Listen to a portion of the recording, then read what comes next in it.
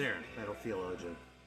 Alright, we're gonna do 5 random records. It's funny, I hadn't done these in a while, and I did a bunch at once, and it's been a lot of fun. So we're gonna do another one today. Yeah, actually, it's funny. This came up at work recently too, like a sort of a team builder thing. We have sort of like a show and tell thing, which is actually my idea because I think show and tell is awesome. I don't care that I'm like way out of kindergarten right now. You know, show and tell is fucking fantastic if you play it right. So anyway, I volunteered and talked about records. Someone said, "So have you listened to all those records?" I was like, "Well, yeah, pretty much. I mean, there are a few in here, you know, like shit that I bought and when I like." You know, I'm on a big metal kick, and a jazz record I've been keeping an eye out for a long time turns up. So I grab it and just sort of file it away because I'm not in the mood for it. I'm not going to appreciate it. So, you know, sometimes I do that, and then later on I find it, and I go, oh, shit, I forgot I had this, like, Christmas. You know, when you're, like, going through like this, and you find a sealed record, you're like, fuck, you know. But other than that, generally speaking, yeah, I mean, I usually listen to them for a few times before I put them away, you know, unless something is really a turd, and I think I just want to get a little distance from it, and then maybe I'll dig it more later. You know, all these weird sort of like mental games that we play as record collectors, right? Anyway, though, like after being asked that directly, I was like, well, yeah, sure. But then, like afterwards, I thought about it. And I was like, that's kind of the point of that whole 5 random records thing. Let's just pull out 5 things at random and see if I have anything to say about them. Because it happens that I don't.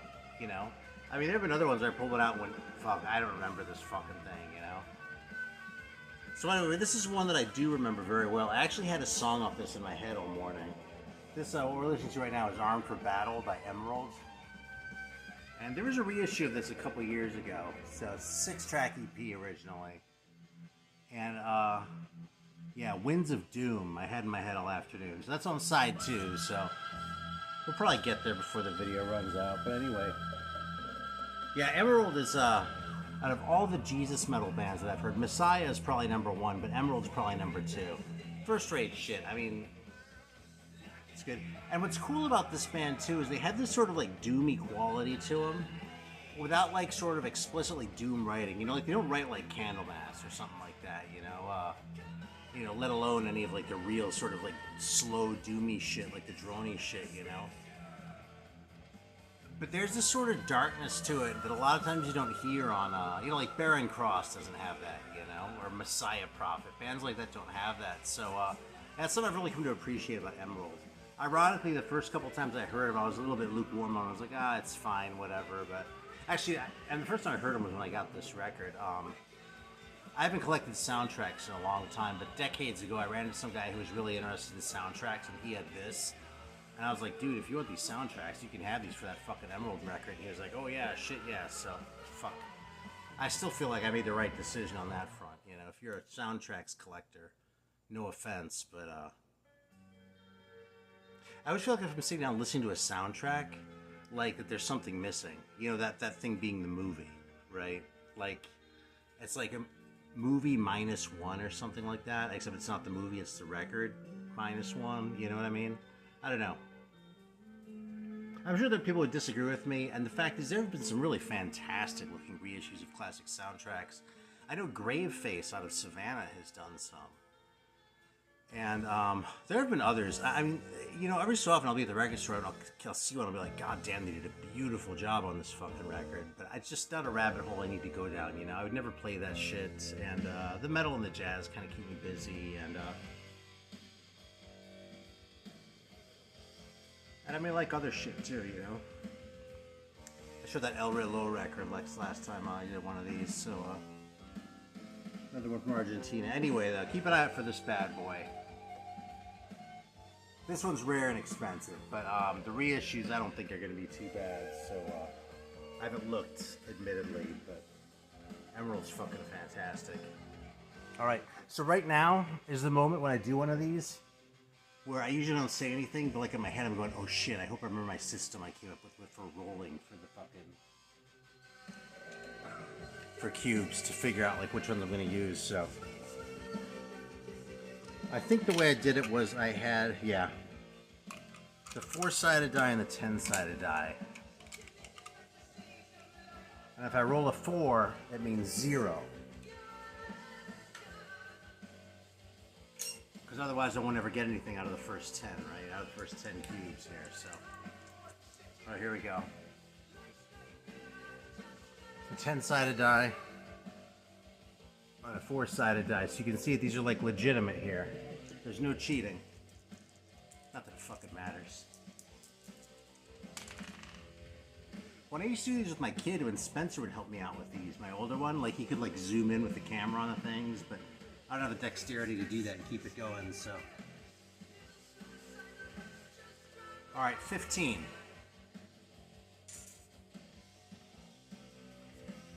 Let's go. 8. That's this one right here.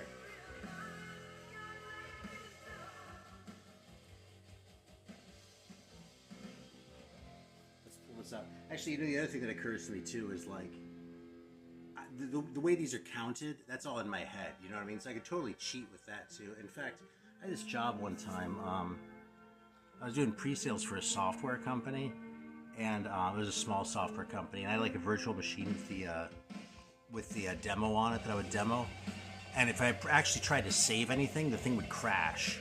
So I got to the point where I could do the whole demo without actually hitting save. I would just like mouse over it and then like alt tab away or something like that. It's really slick, but it's funny. It sort of like taught me a little bit about how if you keep the narrative going, you can actually do a lot of shit, a lot of prestidigitation, and no one will be the wiser. All right, well, it looks like what we've got here is a Chromie D classic. I hope you're all subscribed to Chromium Dioxide Radio. He hasn't uploaded in a while, but when he comes back, he's going to be back for real for sure, because it's one of the best channels on YouTube. Anyway, I bought this record solely because of Chromie D. This is a fucking Litterer record. Is this the heaviest thing ever? Absolutely not. But it's not like just like a I almost want. I think I'm gonna put this one on for a minute. Actually, you've got a taste of emerald. This is definitely sort of closer to like the hard and heavy end of the spectrum than like sort of the full-on metal type of thing, you know? But it's not like an AOR record or anything like that either, you know what I mean? These guys do legitimately rock. And they're from Iowa. They're from Charles City, Iowa, which for all I know is a suburb of Iowa City or Ames or something like that. But actually, maybe Ames is a suburb, I don't know. Anyway, maybe it's a suburb of Des Moines or something, I don't know. But I'm going to put this on for a minute, actually, because, I mean, they're called Litterer, right? And you know what else is awesome about this? Is like, they did the Ramones thing where, like, they're all named Litterer. It's so funny, like, usually, like, being evil involves, like, Satan and shit like that, right? With these guys, they're like, we're gonna litter. You know those signs by the highway where it says $500 fine for littering? Yeah, fuck those guys, man. We're gonna litter. All right, here we go.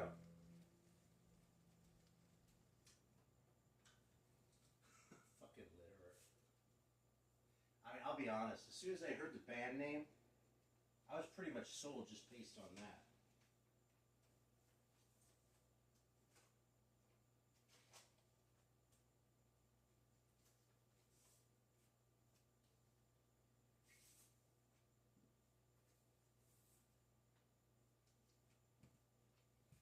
Cool looking private label too. Here, I'll show this real quick before I fire it up.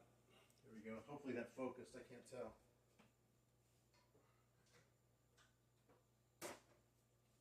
Yeah, this is really not like an all-time classic record. But it's a cool record. It rocks. I played it a few times before I put it away, and I've pulled out a couple times since. You see? It's not super heavy. Has a little bit of a glam feel, but not to the point where you're just like gagging or any of that kind of shit, you know? The singer's like a good singer, but he has sort of a little bit of a weird quality to him. I mean, he has that sort of nasal thing going on. You know, not a Ronnie James Dio. Please hit the notes. I'm going to turn this up a little bit.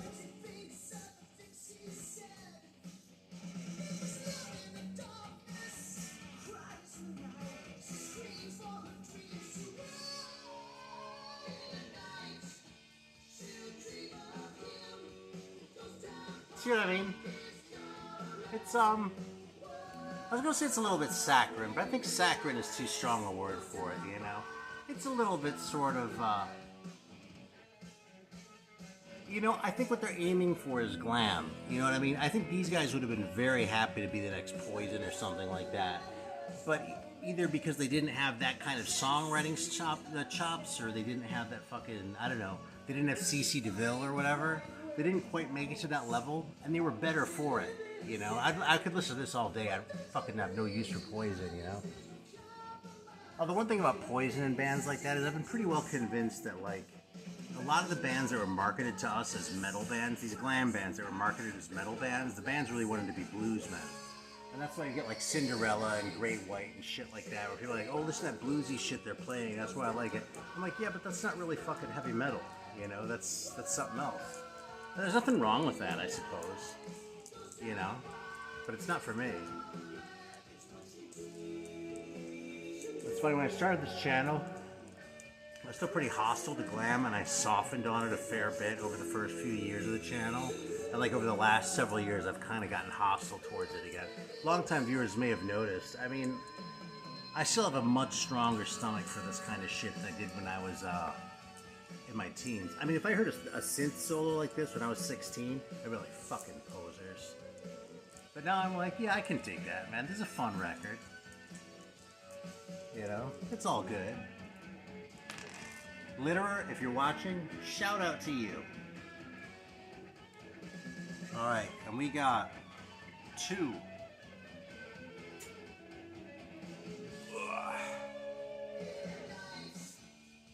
Alright, that's this bad boy right here.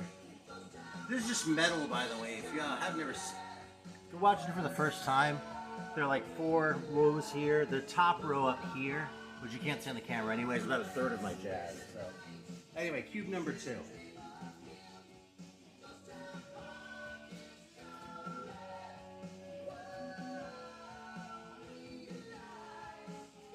All right, I got a cop to it. This is one I don't remember very well.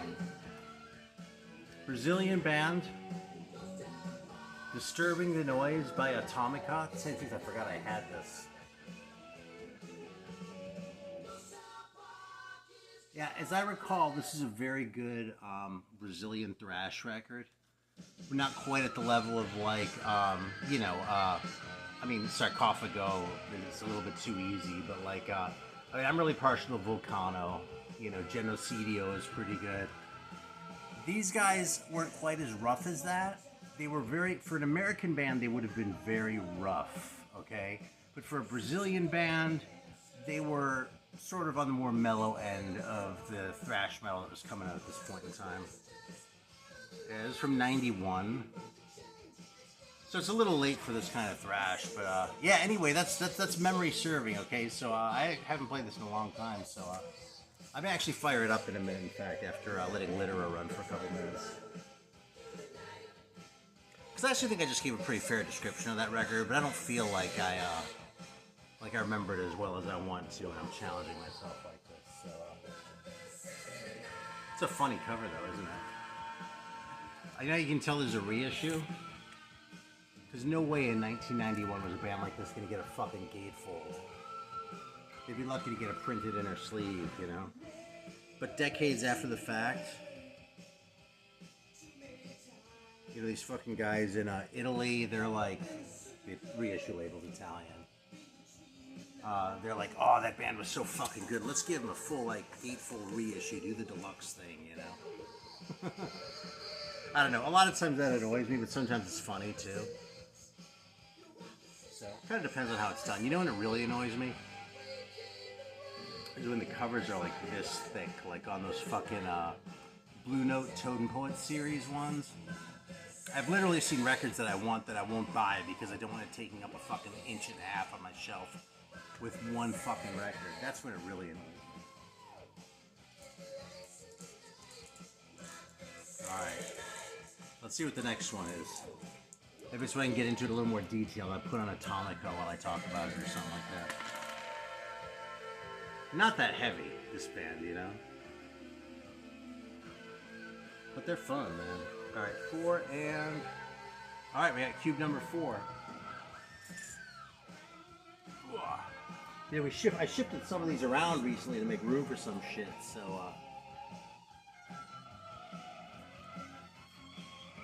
Alright, this is a good one. It's funny, in keeping with the theme of the Jesus metal. This is a really good Jesus metal band. And it took me a few listens to get into them. And in fact, I had this record a long time ago and I kind of thought it was crap. Then I heard that the first one, Show No Mercy, was better. So I got a copy of Show No Mercy. I was like, yeah, that was a lot better.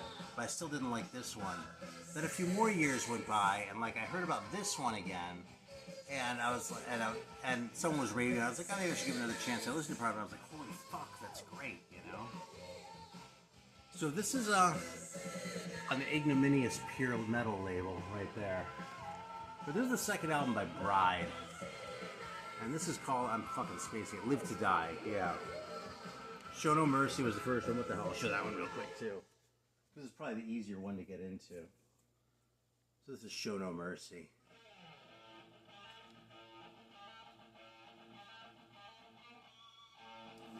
But yeah, this one is really solid too, and it's like, it's sort of informed about what was going on with the thrash metal at the time, and that this is 88, you know what I mean? So they were definitely hearing that kind of stuff. These guys weren't fully committed to that, but they did go in with a heaviness, you know what I mean?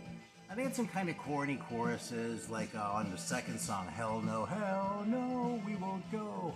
To hell, we won't go. It's like, yeah, dude, come on. It's pretty fucking corny. But overall, man, this is a really good record. And it's one of those weird ones that some people seem to know about and others don't. Like, if you want to go out and spend like $100 on this record, you probably can. But if you're a little bit patient and keep your eyes open, you could probably find it for like 20 or 30. And there might even have been a reissue, actually. It's possible that someone in the rock stable did it, either Brutal Planet or, if not Rocks directly. Yeah, I'm pretty sure someone did it because I have a reissue of the third one on one of those later. Oh, fuck, I'll see which one it is.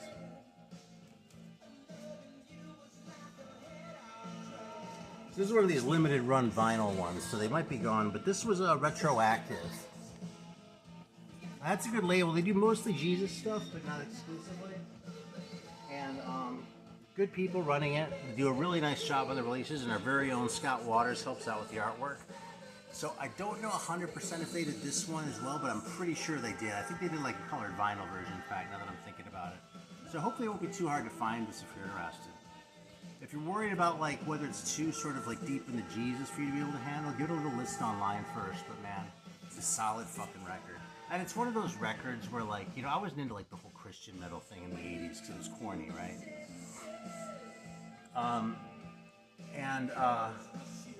And the way the bands are marketed too is always like, oh, if you like Iron Maiden, then you'll like Barren Cross. And it's like, you're putting these bands in an impossible position. You're setting them up to fail when you do shit like that, you know? And that was really common. But the way I feel about it now is like this whole sort of like, this whole like subgenre of metal that I... Alright, we just worked our way through that little fiasco. So we're still listening to Atomica. And I still rolled a 30. So, fucking pain in the ass, man. I could like buy a camera, I suppose, but you know, I already have a fucking phone. Okay, so this is number 30 right here.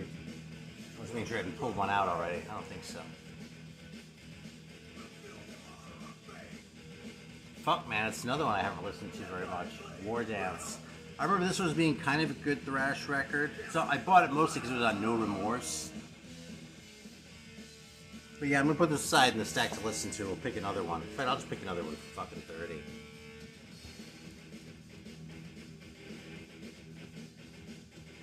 Alright, here we go, man. The Enforcer by Warrant.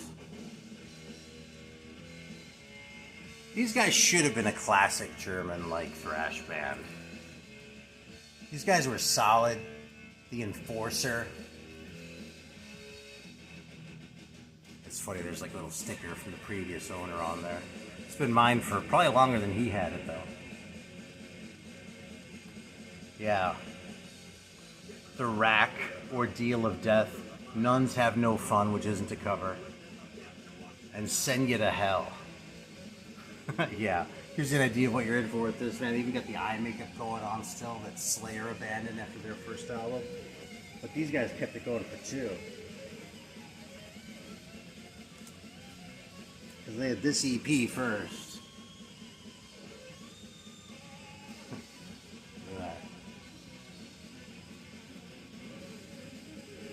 Yeah, they added a guy to the band in the meantime too. Anyway, man, Warrant. This is sort of an unsung classic.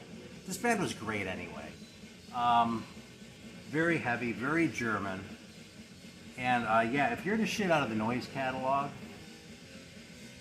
I mean these are actually SPVs, but like if you dig that like '80s like German sound, don't snooze on Warrant, man, because you'll be missing out. They're fucking great. They really are. I mean.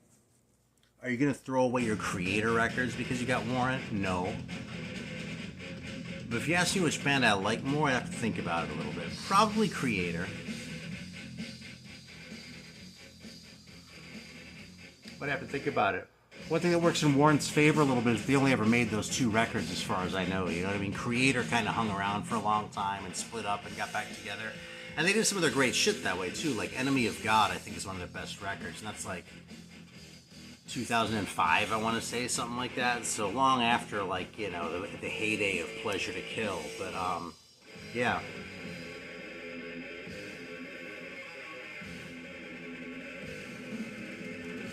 Alright, so we're doing 1 more or 2 more? I lost count now.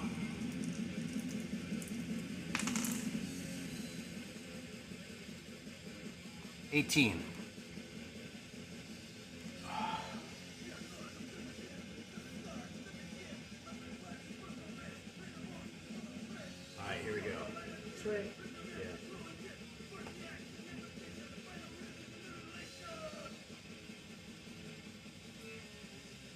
That's kind of a cool one. I definitely haven't shown it in a long time. This is a Chimera Animality. A little bit on the commercial side, this band. I think they were going for epic more than they were going for commercial, but they kind of ended up in commercial territory a little bit more than epic territory. And I don't know anything about this Madhouse Rock label. Except it's in Karlsruhe, which was actually a place that Charlemagne hung out, actually. Like, Ruhe means peace, or like quiet, and Karl is, basically it's Charles in German. So, you know, Charlemagne is Karl der Große in German. So, Karlsruhe was like a place for like Charlemagne to sort of hang out and kick back and shit like that. That's what it's called that. So, little piece of, interesting German shit, or Holy Roman Empire shit, I suppose. Anyway, it's a little bit late. This is 89. This is not the greatest record of all time, but it's a 4-track EP, so it doesn't overstay its welcome either. And I'm actually going to leave it out to listen to along with these other ones that I don't remember, because I haven't listened to that Chimera record in a long time. It's a pretty damn good record, you know? And I mean, it looks really cool too. I mean, Jesus. Yeah, you can't argue with that. You'll be able to argue with their pose a little bit. But you can't argue with that song cover art.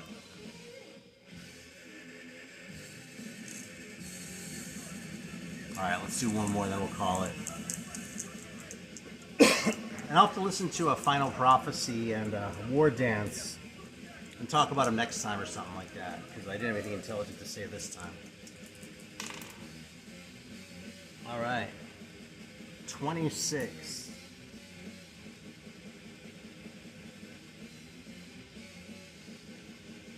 That's going to be right here, conveniently.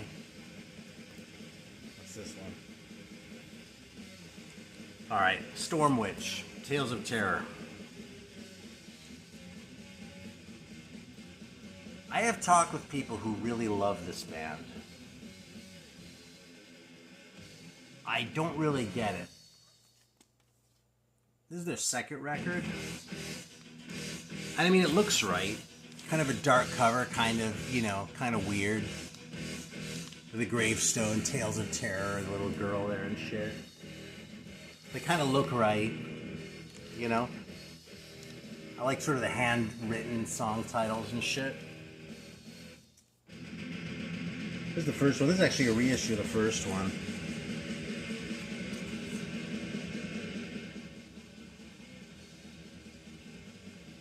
And, yeah, well, Purgus Night.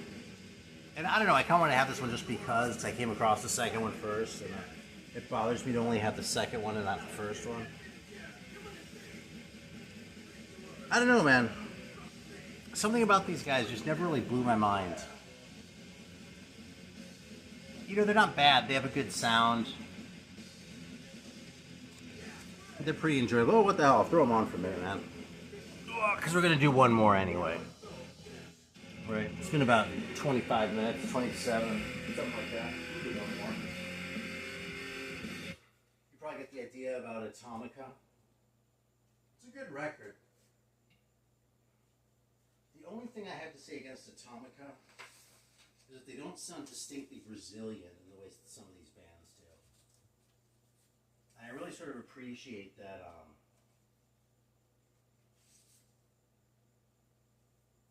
I don't know, I guess that's sort of a reminder that it's a big world out there, you know? You get in some of these things.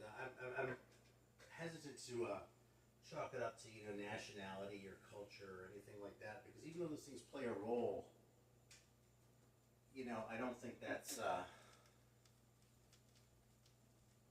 you know, I'm not deterministic about it that way, you know what I mean?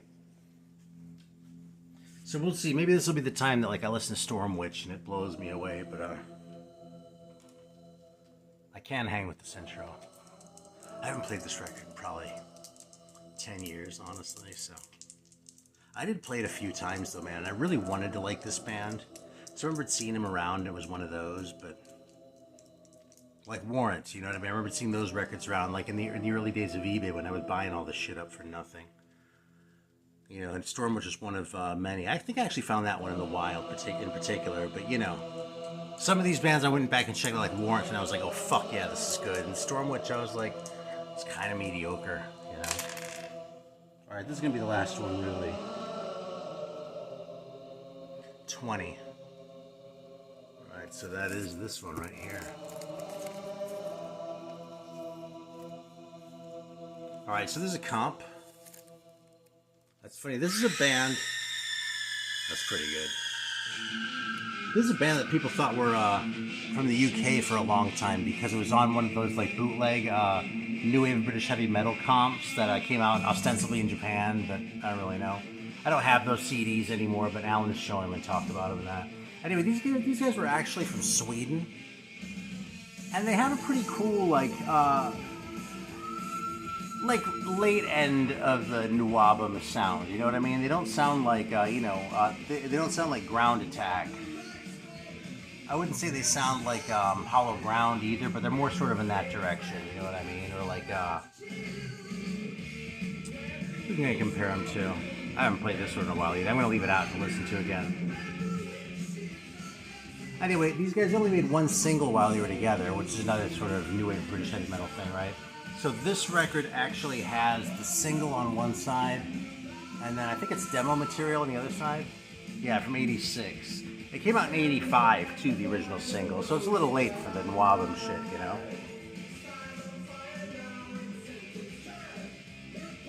You know, I'm liking this more than I remember liking it. Maybe it's time. Maybe now it's like the time for like me to get into Stormwitch, and like in a couple weeks I'll be like, oh, these records are fucking great, I can't believe I've had these for so many years, I've never fucking played them, you know?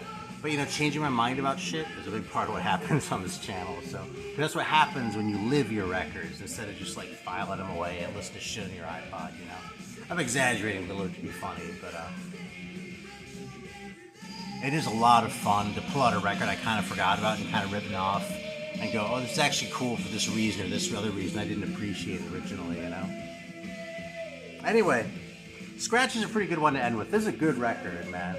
It's a pretty solid heavy metal record. It's not like a thrash or like anything really insanely speedy or anything like that. It just rocks, you know what I mean? At least one of the guys has a mustache.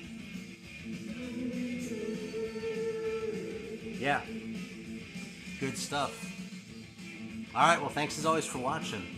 Totally appreciate it. And I'll see you next time.